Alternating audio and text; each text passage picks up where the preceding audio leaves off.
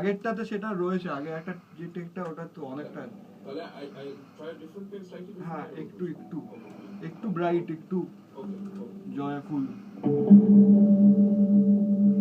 হ্যাঁ next rolling.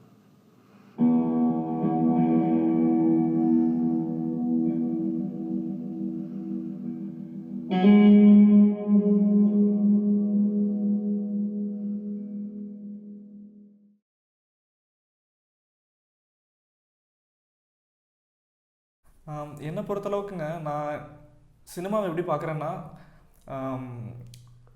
ஆடியன்ஸை வந்து டிட்டர்மைன் பண்ணுறதே என்னால் முடியல இன்றைக்கி வரைக்குமே. எனக்கு வந்து ஐம் டோட்லி அன்கம்ஃபர்டபுள். இதுதான் ஆடியன்ஸு, இவங்க தான் படத்தை பார்க்க போகிறாங்கன்னு என்னால் சொல்லவே முடியாது. ஐடியல் சுச்சுவேஷனில் every film maker wants his films to be seen as much as possible. எவ்வளோ அதிகமாக ஆட்கள் பார்க்குறாங்களோ அவ்வளோ சந்தோஷம் தான் ஆக்சுவலாக. ஸோ படம் பண்ணும்போது இது உலகத்துக்கான படம் தான் நினச்சி நம்ம பண்ணுறோம். இப்போ என்ன வந்து ஒரு கதை ப்ரொசஸ் பண்ணுதுன்னு வைங்களேன், இப்போ அந்த கதை வந்து இந்த கதையை பண்ணணும், ஒரு இந்த விஷயத்த பண்ணணும்னு நம்ம யோசிக்கும் போது இது யாருக்காகன்ற கேள்வி அஃப்கோர்ஸ் சம்டைம்ஸ் யார் கேட்பாங்க, நிறைய பேர் கேட்பாங்க. ஸோ கேட்கும்போது எனக்கு என்ன பதில் சொல்கிறேனே தெரியாது. ஏன்னா வந்து யார் வேணால் பார்க்கலாம், anybody can become the audience.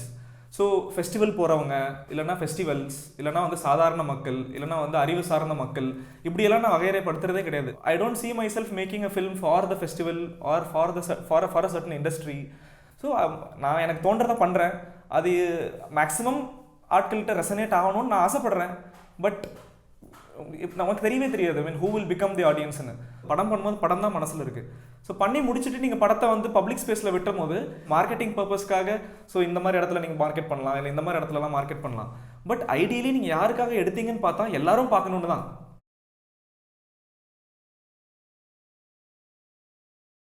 இது எல்லாரும் பார்க்கணும் அப்படின்ற ஒரு இன்டென்ஷன் தான். நீங்கள் பேசுகிறது வந்து மார்க்கெட்டிங் ஆஸ்பெக்ட். இந்த கால சூழ்நிலை இன்றைக்கி வந்து சினிமா என்வாயன்மெண்ட் எப்படி இருக்குது, அந்த ஈகோ சிஸ்டமில் உங்களுடைய படம் என்ன பொசிஷனில் இருக்குது, ஸோ நீங்கள் அந்த படத்தை எந்த டைமில் எடுத்திருக்கீங்க, அதை வந்து அதனுடைய ஸ்கோப்பில் எங்கெங்கெல்லாம் மார்க்கெட் பண்ண முடியும். ஸோ இது வந்து டோட்டலி நம்ம கைக்கு அப்பாற்பட்ட சில விஷயங்கள். உங்கள் பட்ஜெட் வந்து இப்போ ஃபிலிம் ஃபெஸ்டிவல்ஸும் அங்கெல்லாம் தான் மார்க்கெட் பண்ண முடியுது அப்படின்னா அங்கே தான் நீங்கள் படத்தை அனுப்பிச்சாகும். இல்லை எங்கள்கிட்ட பெரிய பட்ஜெட் இருக்குது, படம் வந்து எப்படி இருந்தாலுமே நாங்கள் ஒரு தியேட்ரிக்கல் ரிலீஸ் வந்து ட்ரை பண்ண போகிறோம் அப்படின்னா ஸோ டெஃபினட்டாக அதை ட்ரை பண்ணலாம். பட் அதுக்கான பட்ஜெட்டும் அதுக்கான மார்க்கெட்டிங் ஸ்ட்ராட்டஜிஸ் எல்லாம் இருக்கணும். நம்ம வந்து எல்லாரும் பார்க்கணும்னு நினைக்கிறோம். ஸோ இந்த எல்லாரும்ன்றத வந்து அந்த ரீச் வந்து எப்படி இருக்க போகுது. ஸோ தனியாக ஸ்க்ரீனிங்ஸ் கண்டக்ட் பண்ணுறது, அதுக்கப்புறம் வந்து ஃபெஸ்டிவல்ஸ் மூலமாக எங்கெங்கெல்லாம் எக்ஸிபிஷன் ஸ்பேஸ் கிடைக்குதோ அங்கெல்லாம் படம் காட்டணும்னு தான் ஆசைங்க. பட் ரியலிஸ்டிக்காக யோசிச்சு பார்த்தா எக்ஸிபிஷன் ஸ்பேஸஸே ரொம்ப கம்மி நம்ம ஊரில். புதுசாக யோசிச்சு எங்கே காட்டலாம், எப்படி காட்டலாம் அப்படின்றது அது ஒரு கான்ஸ்டன்ட் இன்வென்ஷன் தான் வச்சுக்கோங்களேன்.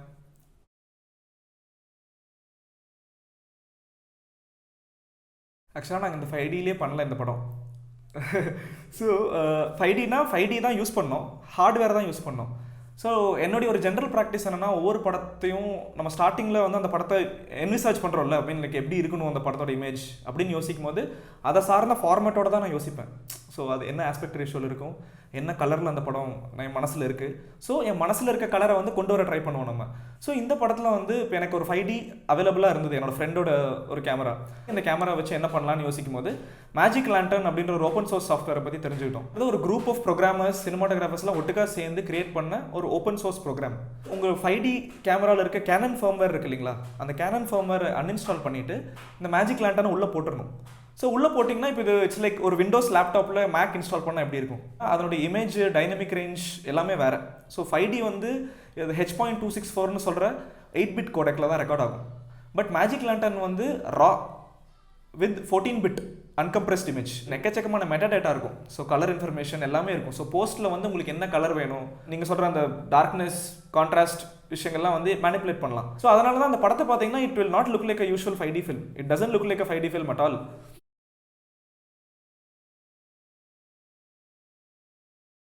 நான் இது வரைக்கும் இன்டர்நெட்டில் ரொம்ப தேடி பார்த்துட்டேன், நிறைய ஆட்ஸ் சின்னதாக பண்ணியிருக்காங்களே தவிர ஒரு ஃபுல் லென்த் ஃபீச்சர் ஃபில்ம் வந்து மேஜிக் லேண்டர்னில் அதிகமாக யாரும் பண்ணல. ஏன்னா அதில் நிறையா டிஸ்அட்வான்டேஜஸ் இருக்குது. ஃபார் இன்ஸ்டன்ஸ் நீங்கள் வந்து அந்த சாஃப்ட்வேரை போட்டிங்கன்னா இந்த ஹார்ட்வேர்ஸ் எல்லாமே வந்து ஒழுங்காக ஃபங்க்ஷன் பண்ணாது. உங்களுக்கு வந்து எக்ஸ்போஷர் மீட்டர் கேமராவில் காட்டாது, அதுக்கப்புறம் உங்களுடைய லைவ் பிளேபேக் கிடையாது. ஸோ நீங்கள் ஒரு கம்ப்யூட்டரில் போட்டும் பிளேபேக் பண்ண முடியாது, ஏன்னா அது வந்து MP4 ஃபைல் கிடையாது. ஒவ்வொரு ஃப்ரேமாக டிஎன்ஜியாக தான் ரெக்கார்ட் ஆகும். அதை கன்வெர்ட் பண்ணி தான் நீங்கள் வீடியோவாக பார்க்க முடியும். யூஸ்வலாகவே 5D வந்து ரொம்ப ஹீட் ஆகும். ஏன்னா வந்து 80 mbpsல ரெக்கார்ட் ஆகிற ஷார்ட் வந்து நாங்கள் வந்து 200 mbps 220 mbpsல ரெக்கார்ட் பண்ணிருந்தோம் மேஜிக் லேண்டன் யூஸ் பண்ணி. ரொம்ப லாங்காக கேமரா வந்து ஆன் பண்ணி வச்சிருக்க முடியாது. ஆல்மோஸ்ட் வந்து ஃபிலிமில் ரோல் பண்ணுற மாதிரி தான். மிசான்சீனை கன்ஸ்ட்ரக்ட் பண்ணிட்டு எல்லாத்தையும் ரிஹர்ஸ் பண்ணி பார்த்துட்டு டோட்டலாக வந்து ஃப்ரேமை வந்து நீங்கள் டிசைட் பண்ணி மூவ்மெண்ட்டை டிசைட் பண்ணிவிட்டு உங்களுடைய இன்ஸ்டிங்ஸ்லையும் என்னுடைய ஆக்ஷனை நான் அப்சர்வ் பண்ண இன்ஸ்டிங்ஸ்லையுமே தான் எல்லா ஷார்ட்ஸுமே நாங்கள் கன்ஃபார்ம் பண்ணோம். அதுக்கப்புறம் நாங்கள் வந்து மொத்த படம் ஷூட்டிங் முடிச்சுட்டு அட் லேட்டர் ஸ்டேஜ் தான் வந்து கன்வெர்ட் பண்ணி ரஷ்ஷாக ஆக்சுவலாக எக்ஸ்போஷர்ஸ் எப்படி இருந்திருக்கு, மூவ்மெண்ட் எப்படி இருக்குன்னே நாங்கள் வந்து பார்த்தோம். அண்ட் இட் வாஸ் ஏன்னா எங்களுடைய இன்ஸ்டிங்ஸ் ஆல்மோஸ்ட் எல்லா கேசஸ்லையுமே வந்து it paid off. And it was a risk that we took in terms of இது make or break kind of a software. Sometimes நீங்கள் வந்து இன்ஸ்டால் பண்ணுறதுல தப்பாக பண்ணிங்கன்னா it can ruin the whole camera. So எங்களுக்கு வந்து இந்த மாதிரியான ப்ராக்டிக்கல் டிஃபிகல்ட்டிஸ் வந்து ரொம்ப இன்ட்ரெஸ்டிங்கான சேலஞ்சஸ் போஸ் பண்ணுச்சு. லைக் எவ்வளோ டிசிப்ளின்டாக நாங்கள் இருக்க போகிறோம் அப்படின்ற மாதிரி. It is very important actually அந்த decision to shoot on this format.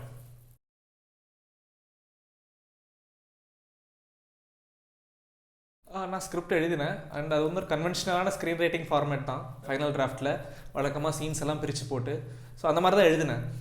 And எழுதும் போது வந்து I like to right in images and moments. ஒரு பெரிய கான்ஃப்ளிக்ட் எனக்கு அடிக்கடி வரும். அதாவது நம்ம எடுக்கிறதெல்லாம் வந்து அன்கண்ட்ரோல்டு லொக்கேஷன்ஸில் அது வந்து அவ்வளோ கண்ட்ரோல் பண்ண முடியாது அந்த இடத்துலலாம். பார்ட்லி வந்து யூ ஹேவ் டு இம்ப்ரவைஸ். எழுதும் போதே வந்து அதுக்கான ஒரு ஸ்கோப் ஐ மீன் நம்ம வந்து இதுதான் இமேஜ் அப்படின்னு இல்லாமல் வந்து அந்த இமேஜுக்குள்ளே ஒரு மூட் இருக்கும் இல்லைங்களா, அந்த மூடை வந்து எந்த மாதிரி இமேஜஸ் கொண்டு வரும் அப்படின்ற. So I wrote down the drama in terms of images. ஸோ இதுலேயும் வந்து ஒரு ஒரு நரேட்டிவ் இருக்குது, ஒரு ட்ராமா இருக்குன்னு தான் நான் சொல்லுவேன். But as opposed to conventional idea of drama or நம்ம பார்த்துட்டு இருக்க ஒரு கேரக்டர் டெவலப்மெண்ட் ஆர் ஒரு dramatic development of a story. So அந்த மாதிரி இல்லை. It is not a dramatic story, it is not a dramatic narrative. ஆனால் வந்து ஐ see it as a very narrative film actually. It narrates very clearly few days of a person, it observes him and the way that narration plays out, you know. So adu vandu it is not very dramatic actually. It is more of letting the audience come into the space where this character lives. But இன்னைக்கு வந்து இப்போ I am doing a different film, என்னுடைய approach to script is also little different. நிறைய கூட வந்து ஸ்கிரிப்ட்லேயே construct பண்ணுறேன். Of course இந்த எலிமெண்ட் ஆஃப் லொக்கேஷனில் போய் இம்ப்ரவைஸ் பண்ணுறது வந்து it will come with this kind of film making. அது வந்து you have to embrace it for sure. Another interesting thing that happened was அதில் 2 கதை இருந்தது ஆக்சுவலாக. When I wrote the story I was also supposed to adapt another short story by Dilip Kumar. It's called ரமாவும் உமாவும். So அந்த story வந்து forms another narrative in the film. But and then while making the film, certain things that I understood about my primary story, adha Shivaoda story, and engalude constraints naliyum vandu I made a decision that I will not shoot that story. So ivanoda story vechi mattume poi and then I finished the shoot and then we were able to make the film in a very different way from what it was on the script. Enak porthavarikku there is no one singular format or anything. It changes with film or film. And with that Sivapuranam it was more improvised on location than it was like written. என்னுடைய அண்டர்ஸ்டாண்டிங்கில் நான் வந்து observe பண்ணதில் independent film making ஸ்ட்ராங்காக இருக்க இடத்துலலாம் வந்து நல்ல technicians, நல்ல கொலாபரேட்டர்ஸ் இருக்காங்க. நான் நிறைய ஃபிலிம் ஃபெஸ்டிவல்ஸ் அட்டன் பண்ணுறதுனால அங்கே நிறைய பேர்த்த நான் வந்து பழகியிருந்தேன், தெரிஞ்சது. ஸோ அவங்களோட மியூச்சுவல் ஃப்ரெண்ட்ஸ், அதுக்கப்புறம் ஃபிலிம் இன்ஸ்டிடியூட்ஸ் FTIA SRFTI அந்த இன்ஸ்டியூட்ஸில் இருக்கவங்கள அவங்களோட ஒர்க்ஸ் எல்லாம் பார்த்ததில் I don't like to make decisions of convenience. So நம்மளோட ஃப்ரெண்டோ இல்லை வந்து ஈஸியாக ஆக்சஸ் இருக்க ஆட்கள் வந்து இது பண்ணாமல் வந்து who I think is the right person. So என்னோட சினிமாட்டோகிராஃபர் நான் கண்டுபிடிச்சதே வந்து இட் வாஸ் அன் ஆக்சிடென்ட்னு தான் சொல்லணும். ஐ வாஸ் ஏதோ ஒரு இன்டர்நெட்டில் நான் ஏதோ ஒரு லிங்க்கை பார்த்துட்டு இருக்கும்போது ஏதோ ஒரு ரெக்கமெண்டட் லிங்க்கில் வந்து அவரோட ஒரு ஒர்க் வந்திருந்தது. Immediately I felt that this is the right person, you know, because there are so many things that resonate அந்த பர்சனோட ஒர்க்கோட. அவரே ஒரு ஃபில்ம்மேக்கர் தான், ஒரு director, he directs his own documentaries. So I like his wholesome understanding of cinema. So அதே மாதிரி my editor Arko Basu, he is also a filmmaker. He is one my favourite documentary filmmaker in India actually. So it started with me admiring his films. He is also an editor. He is trained as a professional editor from FTI and he edits his own films. My sound person Anando, he is also from FTI, living in Calcutta, doing a different kind of work. Very interesting person. So they understand, you know, what you want to do and in what way they want to contribute. They are looking at cinema from not just an editor's perspective. They are filmmakers. They wholesomely they understand what the film is about. Cinema oda or core வந்து அந்த collaborative spirit la வந்து value addition. இன்னொரு cinematographer, இன்னொரு editor எல்லாமே வந்து உங்களுடைய ஐடியாவுக்கு value add பண்ணுறவங்களா இருக்கணும். Budget ரீச்க்குள்ளே வந்து who are I thought were fine people for the film, I brought them for the film, and it happily it was a fantastic working experience, and we are working again for another film.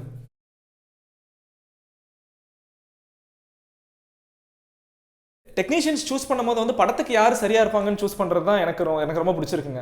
So எனக்கு படத்துக்கு சரியாக இருப்பாங்கன்றதுல வந்து தமிழில் யாருமே அதிகமாக apart from the actor, ஒரு சினிமாட்டோகிராஃபராகவோ ஒரு எடிட்டராகவோ வந்து சவுண்ட்லேயோ வந்து அதிகமான ஆட்களை வந்து எனக்கு தெரியல. ஏன்னா வந்து அதுக்கான சூழலும் இங்கே இல்லாதனால, ஏன்னா ஒரு tradition of independent film making இல்லை. இண்டிபெண்டன்ட் சினிமாக்கோ இல்லை இந்த மாதிரி படங்களில் ஒர்க் பண்ணி ட்ரெயின் ஆன, இல்லைனா வந்து அதுக்கு வந்து நிறையா வேல்யூ ஆட் பண்ணுற மாதிரியான ஒரு ட்ரெடிஷன் இல்லாதனால அதுக்கான டெக்னீஷியன்ஸும் ரொம்ப குறைவு. Budget is a different thing.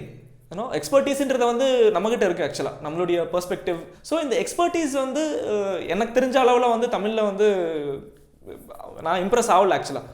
ஏன்னா எனக்கு வந்து ஒரு தமிழ் சினிமாட்டோகிராஃபரோ ஒரு தமிழ் சவுண்ட் டிசைனரோ இல்லை வந்து ஒரு தமிழ் எடிட்டரோ இருக்கிறது வந்து இன்னும் ஆக்சுவலாக வேறு வகையில் எனக்கு ரொம்ப சப்போர்ட்டிவாக இருக்கும், எனக்கு ரொம்ப சந்தோஷமாக இருக்கும் எனக்கு ஆக்சுவலாக. But at the end of the day நான் எதிர்பார்க்குற ஒரு எடிட்டராக ஃபஸ்ட் அவங்க இருக்கணும், அதுக்கப்புறம் தான் அவங்களோட ஐடென்டிட்டி அதெல்லாமே வருது. ஸோ அந்த மாதிரி வந்து எனக்கு செட் ஆகலை போன படத்தில். அண்ட் சவுண்டில் வந்து கேரளாவிலேருந்து நிறைய இன்ட்ரெஸ்டிங் ஆளுங்களாம் எனக்கு வந்து ஒர்க் பண்ண முடிஞ்சது அவங்களோட. அதுக்கப்புறம் கல்கட்டாவில் அப்புறம் பாம்பேயில் இருக்கவங்க கூட ஒர்க் பண்ணோம். ஸோ அடுத்த படத்துக்கும் நான் வந்து I'm going with people that I'm who I think are the right people for the job. கனெக்டட்னா இதுக்குன்னு ஃபிலிம் ஃபெஸ்டிவல்ஸ் வந்து கனெக்ட் பண்ணுது எல்லாத்தையும். கேரளாவில் நடக்கிற ஃபிலிம் ஃபெஸ்டிவல்ஸ், கர்நாடகாவில், மகாராஷ்டிராவில், கல்கட்டாவில் நடக்கிற ஃபிலிம் ஃபெஸ்டிவல்ஸ், கோவா, இங்கெல்லாம் போகும்போது வந்து அங்கே இருக்க ஆட்கள், அதுக்காக வர்ற ஆட்கள், ஸோ அவங்கெல்லாம் வந்து நல்ல ஃபிலிம் லவர்ஸும் இருக்காங்க, நிறைய டெக்னீஷியன்ஸும் வராங்க. ஸோ அவங்களோட பழகி அவங்களோட சேர்ந்து படம் பார்க்கும்போது உங்களுக்குள்ள ஒரு ஃப்ரெண்ட்ஷிப் வருது. அதுக்கப்புறம் then you will know if you want to work with this person or you just want to stay as friends. And அதில் மீட் பண்ணுற மியூச்சுவல் ஃப்ரெண்ட்ஸ் மூலமாக வந்து சில இன்ட்ரெஸ்டிங் ஃபில்மேக்கர்ஸோ இல்லை இன்ட்ரெஸ்டிங் ஒர்க்ஸ் நடந்துட்டு இருக்கிறத பற்றின ரெஃபரன்சஸ். நான் சம்டைம்ஸ் வந்து SRFTA விசிட் பண்ணதும் வந்து அதுக்கு ஒரு நல்ல கனெக்டிங் பாயிண்டாக இருந்தது. I got to know different kinds of seniors, படிச்சுட்டு இருக்கவங்க, அதுக்கப்புறம் அவங்களாம் வந்து எந்த மாதிரி இருக்காங்க, எந்த மாதிரி ஒர்க் பண்ணுறாங்க. Through them you get connected to their friends. So this is the connecting point through festivals and then probably visiting அந்த ecosystem like FTI or through markets, film markets.